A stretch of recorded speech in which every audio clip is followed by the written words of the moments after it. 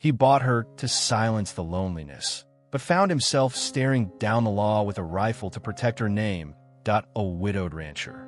A girl born into chains. One storm, one bond, one stand that defied everything. Welcome to Tales by Ezra. Let's uncover what really happened. The dust settled in thin, bitter layers on everything Silas owned, which wasn't much beyond the bones of the ranch and the heavier weight of his wife's absence. Martha had been gone 3 winters, each one colder than the last, the silence in their small cabin growing sharper with every passing season until it felt like a shard of ice lodged in his chest. He moved through his days like a ghost in his own life, the sun rising and setting on a landscape that offered no comfort, only the unending labor of survival. The fields lay fallow more often than not, the creek ran low, and the few cattle he still possessed looked as hollow-eyed as he felt. He'd heard talk in the distant town, whispers on the wind about a man selling off property, human property, from a failed southern venture. Silas had spat at the thought, the taste of ash in his mouth. But loneliness and the gnawing fear of utter collapse were powerful persuaders. He needed help, hands to work the unforgiving land, someone to break this suffocating silence, even if that someone was bought, a shadow to fill an empty space. He rode out one gray morning, the decision a stone in his gut, and returned as dusk bled purple across the plains, leading a small, thin figure on a rein, as one might lead a newly acquired calf. She was a child, no more than 12 summers by the look of her, skin the color of rich earth, eyes wide and ancient, holding horrors he didn't dare imagine. Her dress was a rag, her feet bare despite the chill that clung to the air.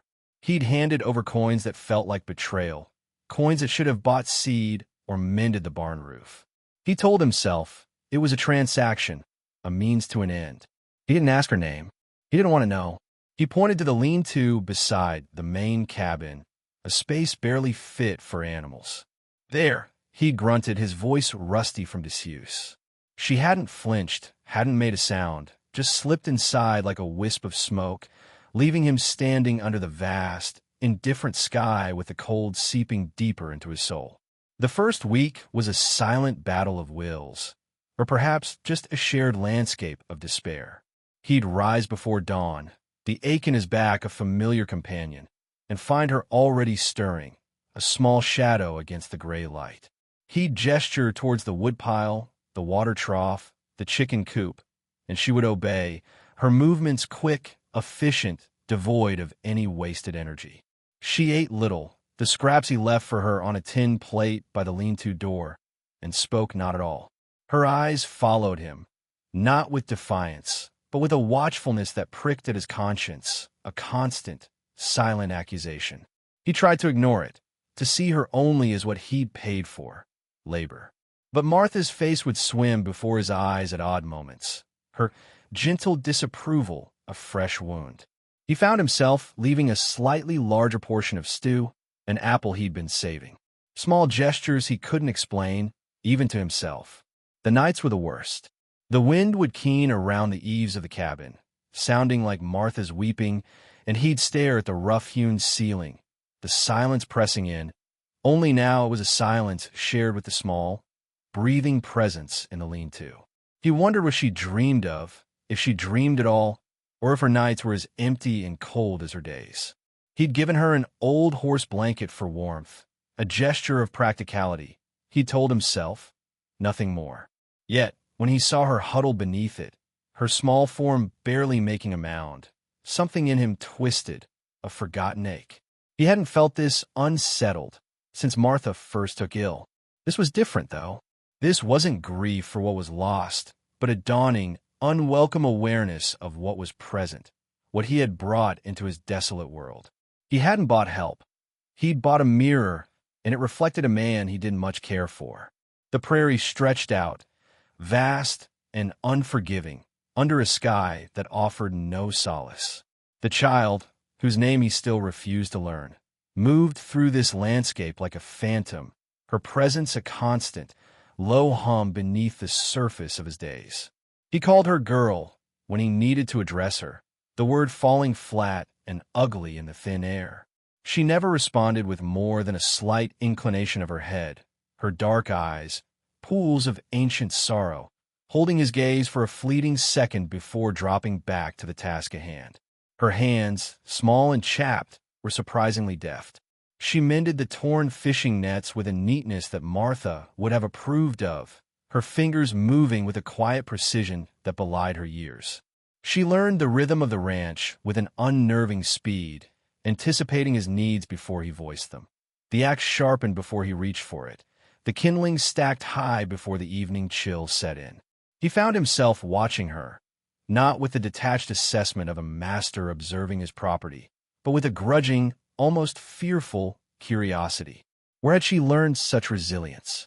What fires had forged such stoic endurance in a frame so slight? He saw the faint scars on her arms, the way she flinched if his shadow fell too suddenly over her. These were not the marks of a gentle upbringing. One afternoon, a sudden storm blew in from the north, the sky turning a bruised purple-black in minutes. Rain lashed down, turning the dusty yard into a slick of mud. He'd been mending a fence line far from the cabin when it hit, the wind tearing at his coat, the cold rain seeping into his bones. He'd struggled back, half-blinded, expecting to find her cowering in the lean-to. Instead, she was out by the struggling chicken coop, her small body braced against the wind, trying to secure a loose panel that threatened to tear away and expose the frantic birds to the tempest. Her thin dress was plastered to her hair slicked to her small face, but her jaw was set with a fierce determination. He'd stopped, thunderstruck, watching her battle the elements for a few wretched hens. It was a fool's errand, but she fought on. Without a word, he'd moved to help her, his larger hands making quick work of the panel, securing it with a length of rope he pulled from his belt. They worked in silence, the wind and rain their only companions, their movements, for a brief moment, synchronized. When it was done, she'd simply nodded, a quick, almost imperceptible dip of her chin, and retreated to the dubious shelter of the lean-to, shivering. He stood there for a long moment, the rain plastering his own hair to his forehead, a strange warmth spreading through his chilled limbs, a warmth that had nothing to do with the distant fire in his cabin. That night, he left the cabin door slightly ajar. He told himself it was because the lean-to offered little protection from the lingering damp and cold. He didn't expect her to come in. He almost hoped she wouldn't. But as the night deepened and the fire burned low, he heard the faintest creak of the floorboards. He didn't turn, didn't acknowledge her presence, but he knew she was there, a small shadow huddled by the dying embers, seeking a sliver of warmth in his cold, empty home. He lay on his cot, listening to the soft sound of her breathing, a fragile counterpoint to the storm still grumbling outside. For the first time in a long time, the silence in the cabin didn't feel quite so sharp. It was still there, vast and deep, but now it held two heartbeats instead of one. The storm passed, leaving the air washed clean and the earth softened. The child, Alara, he'd heard her whisper the name to one of the stray cats that sometimes haunted the barn, a soft, hesitant sound like a forgotten melody, continued her silent orbit around his life. She still slept by the hearth, curled on the old horse blanket, rising before him to stir the embers and set a pot of gritty coffee to boil. He hadn't told her she could stay in the cabin, nor had he told her to leave. Their cohabitation was an unspoken treaty, fragile and undefined. He began to leave food for her on the rough-hewn table, not just scraps, but a share of whatever meager meal he prepared. She ate with the same quiet deliberation she applied to all her tasks, her eyes downcast, but he noticed she no longer left a portion untouched. Small victories, he supposed, though he wasn't sure what they were winning. He found himself speaking to her, not often, and not about anything of consequence. "Fence needs mending by the south pasture," he'd say, and she'd nod. Or, "Water's low in the rain barrel." Simple statements of fact, requiring no response beyond her continued, tireless work.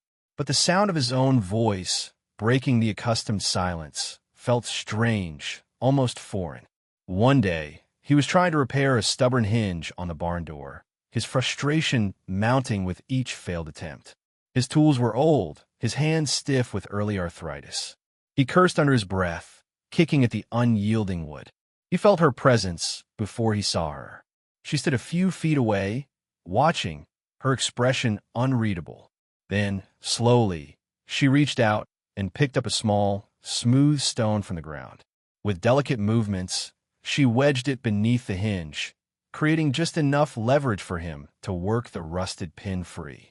He stared at the stone, then at her, a flicker of surprise, then something akin to respect stirring within him. She didn't meet his gaze, just turned and walked back towards the cabin, her small shoulders straight. He finished repairing the hinge, the task suddenly easier, his frustration abated. Later, he found a small, intricately woven doll, made of dried grasses and scraps of thread tucked beside his plate. It was a crude thing, yet there was a certain artistry to it, a care in its construction. He picked it up, turning it over in his calloused palm. He knew, without asking, that it was her work. He said nothing about it, but he didn't discard it. He placed it on the dusty mantelpiece, beside Martha's chipped teacup, an unlikely pairing. The solitude of the ranch remained, but its texture had changed. It was no longer the sharp, biting loneliness of pure grief, but something softer, more complex. There was an awareness now, a shared existence, however unequal, however unspoken. He began to notice the small things she did that were not part of her enforced duties. The way she'd leave a wildflower in a cracked jar on the windowsill, the almost imperceptible gentleness with which she handled the animals, the soft humming, too low to be called a song, that sometimes drifted from her as she worked. These were not the actions of a slave, he realized with a jolt. These were the actions of a person with an inner life he knew nothing about. The thought was disquieting. It chipped away at the carefully constructed walls he'd built around his heart, around his conscience. He had bought her, yes, but what exactly had he acquired? Not just a pair of hands, but a silent witness, a life irrevocably entangled with his own. And the weight of that entanglement was beginning to feel heavier than any hardship the ranch had ever thrown at him. The long, hot days of summer bled into the shorter, crisper days of autumn. The cottonwoods along the creek bed turned a fiery gold, their leaves rustling like whispered secrets in the wind. Alara had grown, not much in height, but there was a new resilience in her thin frame, a subtle confidence in her movements that hadn't been there before.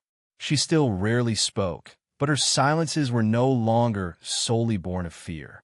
There was a watchfulness in them now, an intelligence that absorbed everything. Silas found himself relying on her more, not just for the endless chores, but for her quiet competence, her uncanny ability to anticipate problems before they arose. He'd even begun to ask her opinion, in his own gruff way. "Reckon that fence will hold against the winter winds?" he'd asked one afternoon, gesturing towards a newly repaired section. She'd run her small hand along the post, testing its sturdiness, then looked at him and given a single, decisive nod. He'd found himself trusting that nod more than his own weary judgment. The town, what little there was of it, remained a distant rumor. He avoided it, and by extension, kept Alara from its prying eyes. He knew what they would say, the judgment that would be cast. He wasn't ready to face it, wasn't ready to define what she was to him, or he to her. It was easier to exist in the isolated bubble of the ranch, where the only laws were those of survival and the unspoken understanding that had grown between them. One evening, as the first real chill of autumn settled over the land, he found Alara sitting by the creek, her bare feet dangling in the icy water.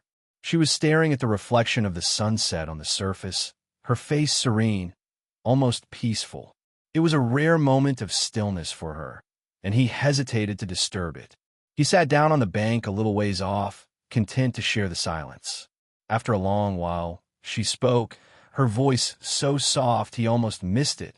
"The water sings," she said, not looking at him. He followed her gaze to the rippling surface. He'd lived by this creek his whole life, heard its murmur 1,000 times, but he'd never thought of it as singing. "It does at that," he replied, surprised by the ease of his own words. She turned to him then, a faint smile touching her lips, a fleeting, precious thing. My mama used to say that. Before. The before hung in the air, heavy with unspoken sorrow. He didn't press, didn't ask. He understood before. He had his own before, a time when Martha's laughter filled the cabin, when hope felt like a tangible thing. She sounded like she was a good woman, he said instead. Alara nodded, her eyes returning to the water. She taught me to listen. To the water, to the wind, to the heart of things. He pondered that. He'd spent so much of his life trying to silence the world, to block out the pain. He'd forgotten how to listen. Perhaps this child, this silent, watchful girl, was teaching him again in her own quiet way. As darkness gathered, they walked back to the cabin together, not side by side, but with a comfortable distance between them. The air was sharp with the smell of wood smoke and damp earth. He found himself wanting to protect her, not just from the cold or from hunger, but from the harshness of a world that had already dealt her so much cruelty. It was a feeling he hadn't allowed himself to acknowledge, a dangerous, tender thing. That night, he didn't just leave the door ajar. He gestured to the spare cot in the corner, the one Martha's sister used to use when she visited. "You can sleep there," he said, his voice rougher than he intended. "It's warmer." Alara looked at the cot, then at him, her eyes searching his face. He turned away, busying himself with the fire, uncomfortable under her scrutiny. He heard the soft rustle of the horse blanket as she moved to the cot, the faint sigh as she settled in. He didn't look, but he knew. Something had shifted irrevocably. She was no longer just a presence by the hearth. She was in his home, and the thought, surprisingly, did not bring him unease, but a flicker of something he hadn't felt in a very long time. Something that might, if he dared to name it, be akin to peace. The first snows arrived early that year, blanketing the ranch in a thick, silent shroud. The world outside the cabin windows became a landscape of white and gray. The sharp edges of the land softened, the harsh realities momentarily veiled. Inside, a fragile routine had taken root. Alara, now sleeping on the cot, had taken over the mending of their clothes, her small fingers surprisingly adept with a needle and thread.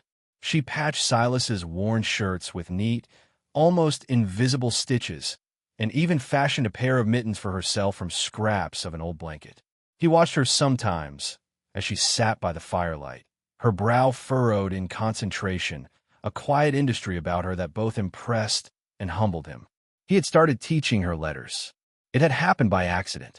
He'd been reading from an old, battered copy of an almanac, more to hear the sound of a human voice than for any real information, when she'd pointed to a word, her dark eyes questioning.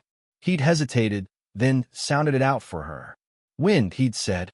She'd repeated it, her pronunciation careful, a small frown of concentration on her face. From then on, an unspoken lesson began each evening. He'd point to words and she'd repeat them, her vocabulary growing slowly, painstakingly. She was a quick learner, her mind absorbing the strange symbols like dry earth soaking up rain. He found a strange satisfaction in these lessons, a sense of purpose he hadn't felt in years. It wasn't just about teaching her to read. It was about opening a door for her, a door to a world beyond the confines of the ranch, beyond the silence that had defined her existence for so long. One afternoon, a rider approached the cabin. It was Jebediah Stone, a hard-bitten trapper who lived a few days' ride north, and one of the few men Silas still had occasional dealings with. Silas tensed as Stone dismounted, his eyes immediately falling on Alara, who had been sweeping the porch. She froze, her small figure rigid, her eyes wide with a familiar fear. "Silas," Stone grunted, his gaze lingering on Alara with open curiosity. "Didn't know you had company." Silas stepped forward, positioning himself slightly in front of Alara. "She's helping out," he said, his voice deliberately casual. Stone's eyes narrowed. "Helping out, eh? Where'd you find this one?" The question hung in the air, heavy with implication. Silas felt a surge of anger, hot and protective. "That ain't your concern, Jebediah," he said, his voice low and dangerous. Stone raised an eyebrow, a smirk playing on his lips. "Just asking, Silas. Just asking." Folks in town been wondering what you've been up to out here all alone. Heard some stories. Silas's hand instinctively went to the axe leaning against the cabin wall. Folks in town need to mind their own damn business, he growled. Alara had slipped back into the cabin, silent as a shadow. Stone watched her go, then turned back to Silas, his smirk widening. Whatever you say, Silas. Just came by to see if you had any pelts to trade. Times are hard. They conducted their business quickly, the exchange of furs for a few meager supplies strained and uncomfortable. As Stone rode away, Silas watched him go, a knot of unease tightening in his stomach. The outside world, with its judgments and its cruelties, had breached their fragile sanctuary. He knew Stone would talk. The stories would spread, twisted and embellished, and sooner or later, someone would come asking questions he wasn't prepared to answer. That evening, the silence in the cabin was heavier than usual. Alara was withdrawn, her earlier openness replaced by a guarded watchfulness. Silas felt a pang of guilt. He had brought this upon her, this fresh wave of fear. He sat by the fire, turning the small grass doll over and over in his hands. He had to do something, had to protect her, but he didn't know how. The law, such as it was, offered no protection for a girl like her. And his own reputation in town was that of a reclusive, grieving widower, not a man to be reckoned with. Alara, he said, the name still feeling unfamiliar on his tongue. She looked up, her eyes dark and questioning. That man, Stone, he began, then faltered. What could he say? That he was sorry? That he would keep her safe? Empty words, both of them. She waited, her gaze steady. He won't hurt you, Silas said finally. The words a vow he wasn't sure he could keep. I won't let him. She didn't reply, but something in her expression softened, a flicker of trust in her dark eyes. It was a fragile thing, that trust, easily broken, but it was there, and Silas knew, with a certainty that settled deep in his bones, that he would do whatever it took to keep it from shattering. The encounter with Jebediah Stone cast a long shadow. Silas found himself more watchful, the old rifle he kept above the mantelpiece, now frequently in his hands as he surveyed the empty plains surrounding the ranch. He knew Stone's visit was not an isolated incident. It was a harbinger. The small, isolated world they had constructed was vulnerable, its peace as fragile as a skim of ice on the creek. Alara, too, seemed to carry a new tension. Though she continued her lessons with a quiet determination, her eyes often darted to the windows, her ears pricked for any unfamiliar sound. The tentative ease that had begun to settle between them was now tinged with a shared anxiety. Winter tightened its grip, the days growing shorter, the nights bitterly cold. They spent more time indoors, the cabin becoming their entire world. Silas taught Alara to play checkers on a crudely drawn board, the bottle caps they used as pieces clicking softly in the firelight.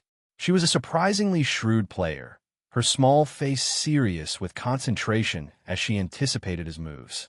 These small moments of shared normalcy were islands of calm in a sea of unspoken worry. He noticed she was sketching, using charcoal from the fire on scraps of discarded paper heat brought back from a rare trip to town for supplies. Her drawings were hesitant at first, simple depictions of the animals on the ranch, the trees, the cabin itself. But gradually, they became more complex, imbued with a strange, haunting beauty. She drew the wind as a swirling vortex of lines, the silence as a vast, empty landscape. He never commented on her drawings, but he would find them tucked away, and he'd study them, trying to decipher the silent language of her art. It was a glimpse in her inner world, a world she still kept largely hidden from him. One particularly harsh night, when the wind howled like a tormented spirit and the snow beat against the shutters, Alara woke with a cry. Silas was instantly awake, reaching for his rifle. He found her sitting bolt upright on her cot, her eyes wide with terror, her small body trembling. "What is it?" he asked, his voice rough with sleep. "The dream," she whispered, her voice hoarse. "They were coming for me." He didn't need to ask who they were. He sat down on the edge of her cot, a gesture of comfort he hadn't intended. "It was just a dream, Alara," he said, his voice softer now. "You're safe here." She looked at him, her eyes still reflecting the shadows of her nightmare. "Are we?" she asked, her voice small and uncertain. The question hung in the air, heavy and unanswered. He couldn't lie to her, couldn't offer false reassurances. The truth was, he didn't know if they were safe. He could protect her from the elements, from the wild animals, but could he protect her from the cruelty of men, from the judgment of a world that saw her as less than human? He reached out, his calloused hand hesitantly touching her shoulder. It was a small gesture, but it seemed to calm her. Her trembling subsided, and she leaned into his touch, just for a moment, like a frightened bird seeking shelter. He sat with her until her breathing evened out, until she drifted back into a troubled sleep. He then returned to his own cot, but sleep eluded him. Her question echoed in his mind. Are we safe? The weight of his responsibility, the depth of his affection for this child he had once thought of as mere property, settled over him, heavy and profound. He knew, with a growing certainty, that a reckoning was coming. The fragile peace they had found could not last. And when that reckoning came, he would have to make a choice that would define not only his own future, but Alara's as well. The thought filled him with a cold dread, but also with a fierce, protective resolve. He would not let them take her. He would not let them destroy the small flicker of hope that had begun to grow in the barren landscape of his heart. Spring arrived late, a reluctant green spreading slowly across the thawing plains. The creek swelled with meltwater, its song louder now, more insistent. With the changing season came a subtle shift in the atmosphere around the ranch, a sense of impending change that Silas couldn't quite shake. He and Alara had fallen into a comfortable rhythm. Their days were filled with the tasks of the ranch, mending fences, planting a small vegetable garden, tending to the few remaining cattle. Their evenings were spent by the fire, Alara diligently practicing her letters, Silas reading aloud or simply watching her, a quiet contentment settling over him. She had begun to speak more freely now, her voice still soft, but no longer hesitant. She asked questions about the world beyond the ranch, about the stars, about the changing seasons. He answered her as best he could, drawing on his own limited knowledge, surprised by the pleasure he found in sharing what little he knew. He even taught her to fish in the creek, his calloused hands guiding hers as she cast a line. Her laughter, when she finally caught a small, wriggling trout, was a bright, unexpected sound that echoed through the quiet afternoon, warming him in a way the spring sun could not. But the shadow of Jebediah Stone's visit and the stories he would undoubtedly spread lingered. Silas knew that their isolation was a temporary reprieve, not a permanent solution. One afternoon, as he was returning from checking the snares he'd set in the woods, he saw them, two riders, making their way slowly towards the cabin. They weren't locals. Their clothes were too fine, their horses too well-groomed. A cold dread settled in Silas's stomach. He recognized the bearing of one of the men, a stern, officious-looking individual he'd seen once in town, a man rumored to be a magistrate or some other enforcer of the law. He hurried back to the cabin, his heart pounding. Alara was in the garden, tending to the young seedlings. "Alara," he called, his voice tight. "Inside. Now." She looked up, saw the urgency in his face, and immediately obeyed, her eyes wide with apprehension. The riders reined in their horses in front of the cabin. The magistrate, a portly man with a florid face and cold, assessing eyes, dismounted. The other man, younger and harder looking, remained in the saddle, his hand resting near the colt at his hip. "Silas Blackwood?" the magistrate asked, his voice carrying an unwelcome authority. Silas nodded, his hand instinctively moving towards the rifle leaning against the doorframe. "That's me." The magistrate's gaze swept over the cabin, lingering on the small, neatly tended garden, then fixed on Silas. "We've had reports, Mr. Blackwood. Reports concerning a piece of property you acquired some months ago, a young Negro girl." Silas's jaw tightened. "Her name is Alara," he said, his voice dangerously low, "and she ain't property." The magistrate raised an eyebrow, a faint sneer playing on his lips. "Is that so? The bill of sale says otherwise." We have reason to believe she is a runaway, belonging to a Mr. Josiah Harrington of Louisiana. He's offering a substantial reward for her return. Silas felt Alara shrink behind him, her small hand clutching at his shirt. He could feel her trembling. "She ain't going anywhere," Silas said, his voice flat and unyielding. The magistrate chuckled, a harsh, unpleasant sound. "I'm afraid you don't have a choice in the matter, Blackwood. The law is the law. She is his property, and she will be returned to him." He gestured to the man on horseback. "Marshal, if you please." The marshal dismounted, his eyes cold and hard. He started towards the cabin. Silas stepped in front of him, blocking his path. "You'll have to go through me," he said, his voice a low growl. The marshal's hand dropped to his gun. "Don't be a fool, old man. She ain't worth dying for." "She is to me," Silas said, his gaze unwavering. For a moment, no one moved. The air crackled with tension. Then, Alara stepped out from behind Silas. Her small figure was rigid, her face pale, but her eyes burned with a fierce, unexpected fire. "I will not go back," she said, her voice clear and strong, ringing with a defiance that startled them all. "I'm not property. I am Alara." The magistrate stared at her, momentarily taken aback by her audacity. Then, his face hardened. "Insolent child," he spat. "You will learn your place." He nodded to the marshal. "Take her." As the marshal lunged forward, Silas moved, quicker than anyone would have expected from a man his age. He brought the butt of his rifle up, catching the marshal under the chin with a sickening thud.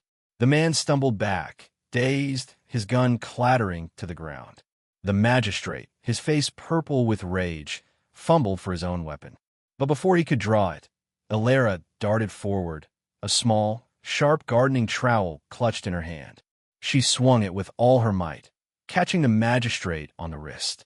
He howled in pain, dropping his pistol. Silas didn't hesitate. He scooped up the marshal's fallen gun and leveled it at the two men. "Get off my land," he snarled, "and don't come back." The magistrate, cradling his injured wrist, glared at Silas with pure hatred. "You'll hang for this, Blackwood," he hissed. "You and that creature." "Maybe," Silas said, his voice calm despite the adrenaline coursing through him. "But not today." He gestured with the gun. "Now get."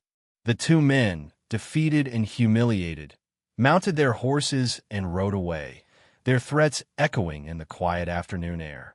Silas watched them go, his heart still pounding. When they were out of sight, he lowered the gun, his hand trembling. Alara stood beside him, her small chest heaving, the trowel still clutched in her hand. She looked up at him, her eyes shining with a mixture of fear and triumph. He reached out and gently took the trowel from her, his fingers brushing hers. "You were brave, Alara," he said, his voice thick with emotion. "Very brave." She didn't reply, but a small, tremulous smile touched her lips. He knew, with a certainty that settled deep in his soul, that this was not the end. Harrington would not give up so easily. They would come back, and they would come back with more men. But as he looked at Alara, at the fierce spirit shining in her young eyes, he also knew that they would face whatever came, together. They were no longer just a grieving widower and a bought child. They were Silas and Alara, and they would not be broken. The days following the confrontation with the magistrate and his marshal were fraught with a tense anticipation. Silas knew they had bought themselves time, but not peace. He and Alara worked together to fortify the cabin, boarding up the smaller windows, reinforcing the door. They moved with a grim determination, their earlier, gentler rhythm replaced by an urgent, shared purpose. Alara, despite her youth, proved to be a surprisingly resourceful ally. She had a keen eye for weaknesses in their defenses, a practical ingenuity that often surpassed his own. She fashioned makeshift alarms from tin cans and twine, placing them strategically around the perimeter of the ranch. She learned to handle the old rifle, her small hands surprisingly steady as Silas taught her to load and aim, though the thought of her ever having to use it filled him with a cold dread.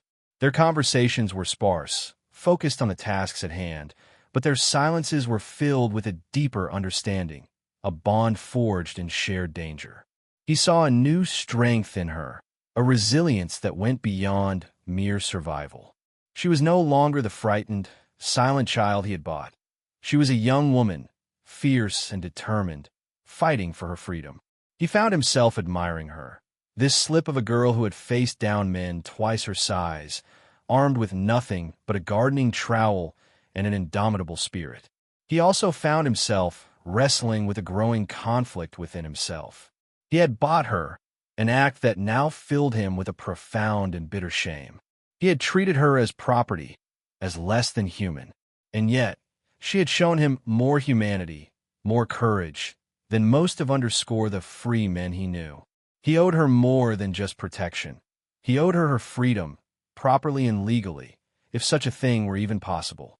One evening, as they sat by the fire, the only light in the darkened cabin, he finally spoke the words that had been weighing on his heart. "Alara," he began, his voice hoarse.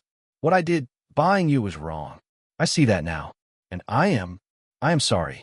She looked at him, her dark eyes searching his face. She said nothing for a long moment, then, "You did not know me then, Silas." "That ain't no excuse," he said, shaking his head. "A person is a person, not something to be bought and sold." He reached into his worn leather pouch and pulled out the bill of sale, the piece of paper that had declared her his property. He held out to her. "This here," he said, "it don't mean nothing. Not anymore." He tossed it into the fire. They watched together as the flames consumed it, the ink blackening and curling until it was nothing but ash. A symbolic gesture, perhaps, but one that felt necessary, a severing of the past, a step towards an uncertain future. "When this is over," Silas said, his voice quiet but firm, "if we get through this, I'll take you north, or west, wherever you want to go. You could be free, Alara, truly free." Her eyes welled up, not with sadness, but with a dawning, incredulous hope. "You would do that?" she whispered. "I would," he said, meeting her gaze. "You deserve it." A single tear traced a path down her cheek. She didn't wipe it away. "Thank you, Silas," she said, her voice thick with emotion. "Thank you." He simply nodded, a lump in his own throat. He knew their chances were slim. Harrington would be relentless, and the law, such as it was on his side. But in that moment, watching the hope bloom on Alara's face, he felt a surge of defiance. They might not win, but they would not surrender. They would fight for her freedom, for their right to exist, with every ounce of strength they possessed. The waiting was the hardest part. Days turned into a week, then two. Every sunrise brought with it a fresh wave of anxiety. Every sunset a temporary, fragile reprieve. They took turns keeping watch, their sleep troubled and intermittent. The strain was beginning to show on both of them. Silas's face was gaunter, his eyes shadowed with fatigue. Alara, though she never complained, moved with a weariness that belied her youth. Yet through it all their bond deepened. They talked more now, sharing stories of their pasts. Alara's fragmented memories of a mother she barely knew, of a life before. Silas spoke of Martha, of the dreams they had shared, of the loneliness that had consumed him after her death. These shared confidences were like threads, weaving them closer together, creating a tapestry of shared sorrow and burgeoning hope. He found himself loving this child, not as a replacement for Martha, or for the children they never had, but as Alara, for who she was, for her courage, her resilience, her quiet strength. And he knew, with a certainty that resonated deep in his soul, that he would lay down his life for her, if it came to that. The attack came at dawn, as Silas had suspected it might. A faint gray light was just beginning to seep over the eastern horizon when Alara, on watch, let out a sharp, warning cry. "Silas! Riders!" He was on his feet in an instant, grabbing his rifle. He peered through a crack in the boarded-up window. He counted at least a dozen men, heavily armed, fanning out to surround the cabin. At their head was Josiah Harrington himself, a tall, imposing figure with a cruel, aristocratic face. With him was the magistrate, his arm in a sling, his expression venomous. "They've come," Silas said, his voice grim. Alara was beside him, her small face pale but resolute, the old rifle clutched tightly in her hands. "We fight," she said, her voice surprisingly steady. He nodded. "We fight." The first volley of shots shattered the morning quiet, bullets thudding into the thick log walls of the cabin. Silas and Alara returned fire, their shots carefully aimed, trying to make every bullet count. The air filled with the acrid smell of gunpowder, the roar of gunfire deafening. They fought with a desperate courage, a widower and a child, standing against a small army. But they were hopelessly outnumbered. One by one, their makeshift defenses were breached. A bullet grazed Silas's arm, sending a searing pain through him. Alara cried out as a splinter from a shattered window frame struck her cheek, drawing blood. Still, they fought on, their defiance fueled by a shared determination to protect each other, to protect the fragile hope they had nurtured. But the end, when it came, was inevitable. With a crash, the reinforced door burst inward, and Harrington's men poured into the cabin. Silas managed to take down 2 more before a blow to the head sent him sprawling, his rifle skittering across the floor. He saw Harrington standing over Alara, a triumphant sneer on his face as he grabbed her arm, his fingers bruising her tender skin. "You're mine now, girl," Harrington snarled, "and you'll pay for your defiance." Alara struggled, kicking and biting, but she was no match for his brute strength. Silas tried to get to his feet, but a boot crashed into his ribs, sending a wave of agony through him. He lay there, helpless, watching as Harrington dragged Alara towards the door. "No!" Silas roared, his voice filled with anguish and rage. He pushed himself up, ignoring the pain, and lunged at Harrington. But it was too late. One of Harrington's men brought the butt of his rifle down on Silas's head, and the world exploded into blackness. When he regained consciousness, the cabin was quiet. The acrid smell of gunpowder still hung in the air, but the sounds of fighting had ceased. He lay there for a moment, dazed, his head throbbing, his body aching. Then, with a sickening lurch, he remembered. Alara. He struggled to his feet, his vision swimming. The cabin was a wreck, furniture overturned, bullet holes riddling the walls. But Alara was gone. A cold, desolate despair washed over him, heavier than any physical pain. He had failed her. He had failed to protect her. He stumbled outside. Harrington's men were gone. The only sign of their presence was the churned-up mud in the yard and a few spent cartridges glinting in the morning sun. He sank to his knees, his head in his hands, the silence of the empty plains mocking him. He had lost everything. Martha, the ranch, and now Alara. He stayed there for a long time, a broken man in a broken world. But then, as the sun climbed higher in the sky, a flicker of something ignited within him, a tiny ember of defiance in the ashes of his despair. He would not give up. He would not let Harrington win. He would find Alara. He would bring her back, or he would die trying.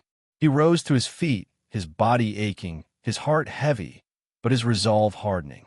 He went back into the cabin and retrieved his rifle, his hunting knife, and the few supplies he had left. He strapped on his gun belt, his movements slow but deliberate. He was no longer just Silas Blackwood, grieving widower. He was a man with a purpose, a man fueled by a righteous anger and a fierce, protective love. He would track Harrington and his men. He would face them again, and this time he would not fail. He stepped out of the cabin and into the harsh morning light, his gaze fixed on the faint trail of hoof prints leading away from the ranch. The hunt had begun. Silas tracked them for 3 days, pushing himself and his aging horse to their limits. The trail was easy enough to follow. A dozen riders leave a clear path, but Harrington's men were moving fast, and Silas knew he was losing ground. He ate little, slept less, his every waking moment consumed by a single, burning thought, Alara. He pictured her small, terrified face, imagined her fear, her despair, and it fueled his grim determination. He remembered her courage, her fierce spirit, and it gave him a sliver of hope. He would not let her light be extinguished. On the 4th day, he caught a break. He found one of Harrington's men, lagging behind the main group, his horse lame. The man, a young, callow youth, surrendered without a fight, his bravado quickly dissolving into a sniveling fear when faced with Silas's cold, implacable rage. Silas learned that Harrington was heading for a small, fortified outpost near the border, a notorious haven for slave traders and other lawless men. From there, Alara would be shipped south, lost to him forever. Time was running out. He left the youth tied to a tree. He had no desire for unnecessary bloodshed. His quarrel was with Harrington, and pushed on, his heart a cold knot of dread in his chest. He reached the outpost as dusk was settling, a rough stockade surrounded by a few ramshackle buildings, the air thick with the smell of unwashed bodies, cheap whiskey, and despair. He tethered his horse in a copse of trees and scouted the perimeter, his eyes sharp, his movements silent and practiced. He saw Alara. She was being led from one of the buildings to a small, windowless shed, her head bowed, her small shoulders slumped in defeat. Harrington was with her, his hand gripping her arm tightly, his face flushed with triumph. A surge of pure, unadulterated hatred coursed through Silas. He waited until full darkness fell, the only light coming from a few flickering torches and the cold, distant stars. Then he moved. He slipped past the unsuspecting guards like a wraith, his knife silent and deadly. He was not a young man, but years of hard ranch life and the desperate urgency of his mission had honed his senses, his strength. He reached the shed where Alara was being held. The door was barred from the outside. He could hear her soft weeping from within, a sound that tore at his soul. He worked quickly, his knife prying at the wooden bar, his breath held tight in his chest. Finally, with a soft crack, the bar gave way. He eased the door open. "Alara," he whispered. She looked up, her eyes wide and disbelieving in the dim light. "Silas." He crossed the small space in 2 strides and gathered her into his arms, holding her tight. "I'm here," he said, his voice thick with emotion. "I'm here." She clung to him, her small body trembling, her tears soaking his shirt. I thought you were." "Shoo," he soothed, stroking her hair. "It's all right. We're getting out of here." They slipped out of the shed and into the shadows, moving stealthily towards the stockade wall. But their luck ran out. A guard, making his rounds, stumbled upon them. He let out a shout, and suddenly, the outpost erupted into chaos. Men poured out of the buildings, guns blazing. Silas pushed Alara behind him, returning fire, his shots true and deadly. He fought like a man possessed, a cornered wolf protecting its cub. But they were surrounded, outnumbered, their chances of escape dwindling with every passing second. Then, just as despair threatened to overwhelm him, he heard it, a sound that made his heart leap. The thunder of hoofbeats, the war cries of a dozen riders, charging into the outpost from the west. He stared stunned as a group of local ranchers and townsfolk, men he had known for years, men he had thought indifferent to his plight, stormed the stockade, their guns blazing. At their head was Jebediah Stone, the trapper, his weathered face grim, his rifle spitting fire. "Silas," Stone roared, "we heard what Harrington did. We ain't gonna stand for it." The tide of the battle turned in an instant. Harrington's men, caught by surprise, their ranks thinned by Silas's desperate defense, broke and fled. Harrington himself, seeing his plans crumble, tried to escape, but Silas was on him in a flash, his rage giving him a strength he didn't know he possessed. He disarmed Harrington with a single, brutal blow, and then, with Alara watching, her eyes wide, he delivered the justice that the law had denied. When it was over, Silas stood amidst the chaos, his breath coming in ragged gasps, his body aching, but his heart filled with a fierce, triumphant joy. Alara was safe. He turned to Stone and the other men, his eyes filled with a gratitude that words could not express. "Why?" he asked, his voice hoarse. "Why did you come?" Stone spat on the ground, then grinned, a rare and welcome sight. "Well, Silas," he said, clapping him on the shoulder, "turns out, even this ornery old coot's got a conscience. And that little gal of yours, she's got grit. We figured she deserved a fighting chance. And you, well, you ain't so bad yourself for a reclusive old goat." Silas looked at Alara. She was smiling, a radiant, joyful smile that transformed her small face. She ran to him and threw her arms around his waist, burying her face in his chest. He held her close, his own eyes stinging. The townsfolk, the ones who had whispered and judged, now gathered around, their faces filled with a newfound respect, a dawning understanding. They had witnessed something extraordinary that night, something that had challenged their preconceptions, their prejudices. They had seen a widowed rancher and a bought child forge a bond of love and loyalty so strong that it had defied the law, defied society, defied death itself. As the sun rose over the shattered outpost, casting its golden light on the scene of their hard-won victory, Silas knew that their lives would never be the same. They had faced the darkness, and they had emerged, scarred but unbroken, into the dawn of a new beginning. Alara was free, and in freeing her, Silas had, at last, freed himself. Their journey was far from over, but they would face it together, their footsteps light, their hearts filled with a quiet, resilient hope. The world might still be a harsh and unforgiving place, but they had found their own small corner of it, a sanctuary built not of wood and stone, but of courage, love, and the enduring strength of the human spirit. And that, Silas knew, was a foundation that could withstand any storm.